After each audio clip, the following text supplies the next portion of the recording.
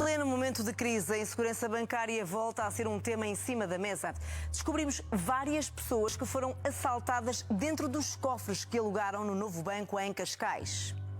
O antigo BES garante que não tem qualquer responsabilidade sobre o conteúdo dos cofres e nega qualquer assalto. Mas quem ficou sem nada não se conforma com esta impunidade e não tem sequer dúvidas de que os crimes foram cometidos pelos funcionários do banco, os únicos que tinham acesso aos cofres.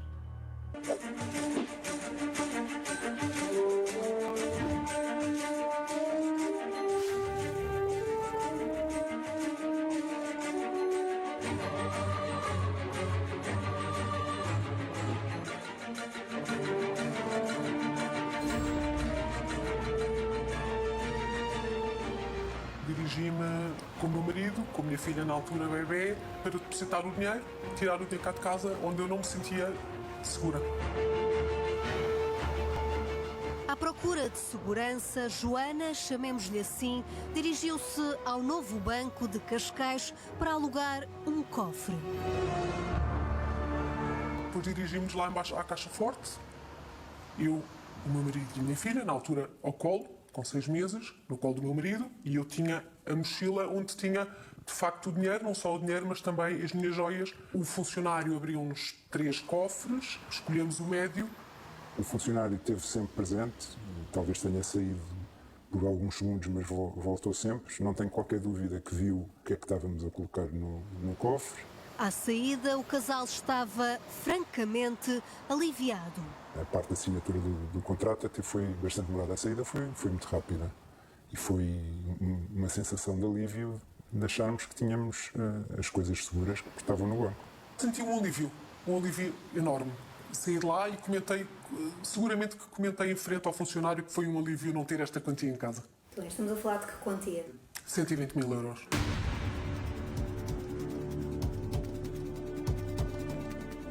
Nós tivemos um casamento, portanto fui lá buscar uma joia. Fui com o meu filho, menor. Ele sempre quis ir a uma caixa forte, porque como de facto é como os filmes, não é? Quando entro na caixa forte, não foi o mesmo, foi outra funcionária. Quando abre, eu vejo uma mancha preta e não branca, como a deixei. Ou seja, deixou de estar qualquer envelope. Estava apenas uma caixa pequena com as minhas joias. Joana ainda colocou a hipótese de não ser aquele o cofre. E quando é que se apercebeu que era o seu cofre? Porque estava lá a minha caixa das joias e imediatamente chamei a gerente do banco, a qual não me deu muita credibilidade, e imediatamente liguei para a minha advogada para reportar o sucedido e ela disse-me para fazer uma reclamação de imediato no banco, para chamar a polícia e para pedir as câmaras de vigilância.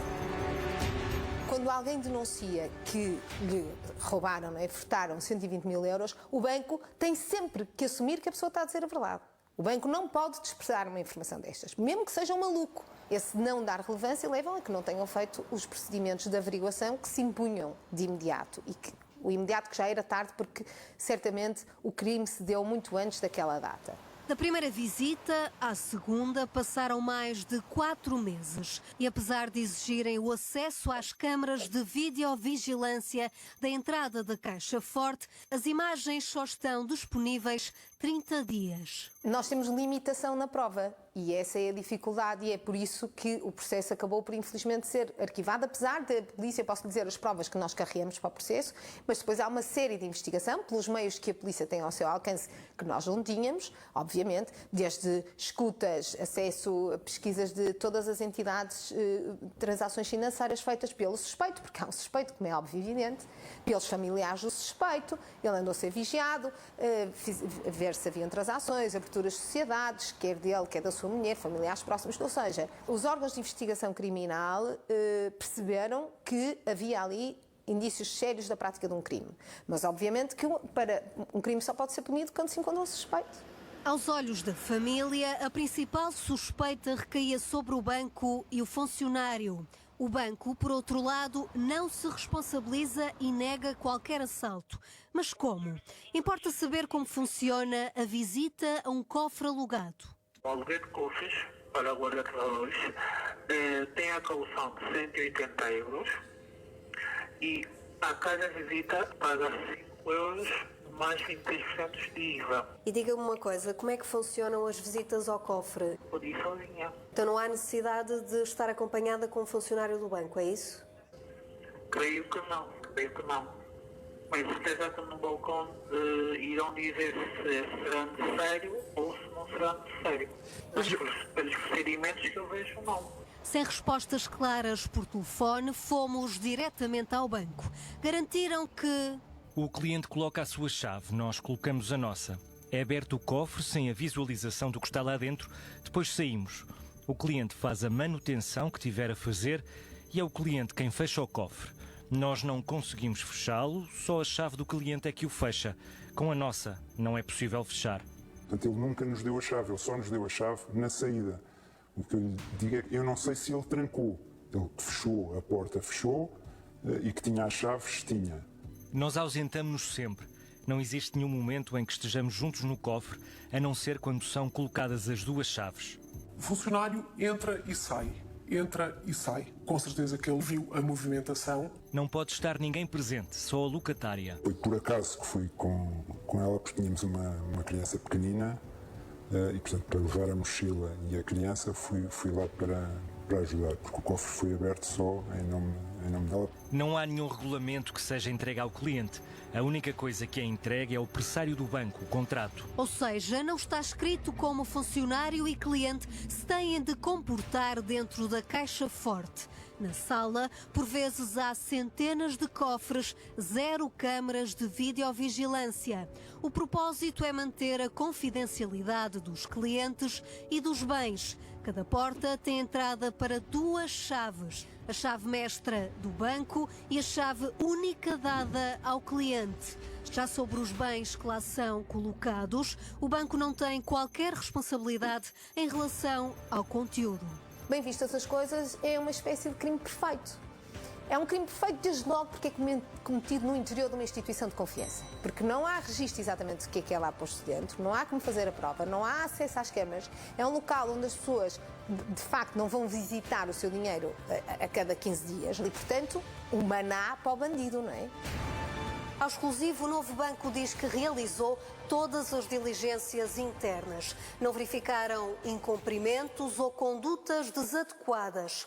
Explicaram ainda que nas visitas é feito um registro de acordo com as regras implementadas pelo Banco de Portugal. Questionámos a instituição sobre essas regras, mas até ao momento não obtivemos resposta. Para além de exigir ser ouvida pelo novo banco, Joana procurou explicações junto do Banco de Portugal. O Banco de Portugal diz que não foram recolhidos indícios da violação de normas. Só que o Banco de Portugal não ouviu a queixosa. Portanto, quando nós não ouvimos o queixoso, nós não recolhemos indícios. É óbvio.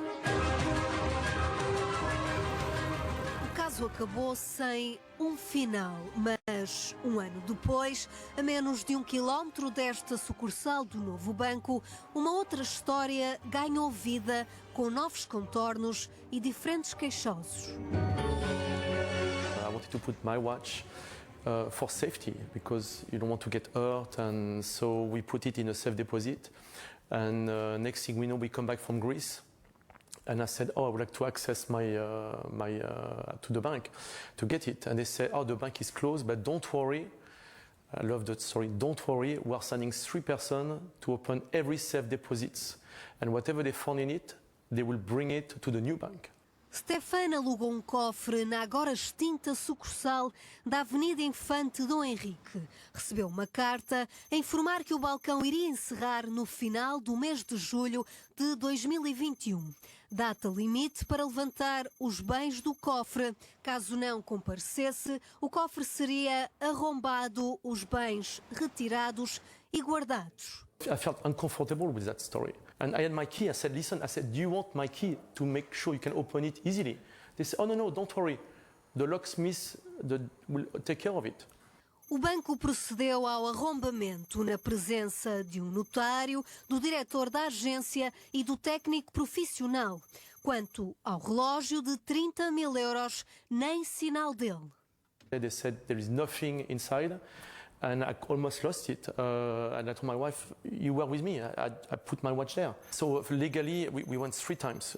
First time to put our watch, second time to get them, and third time to put my watch. And they were supposed to take a picture of all the empty box because it's easy to make something disappear that nobody knows it was there.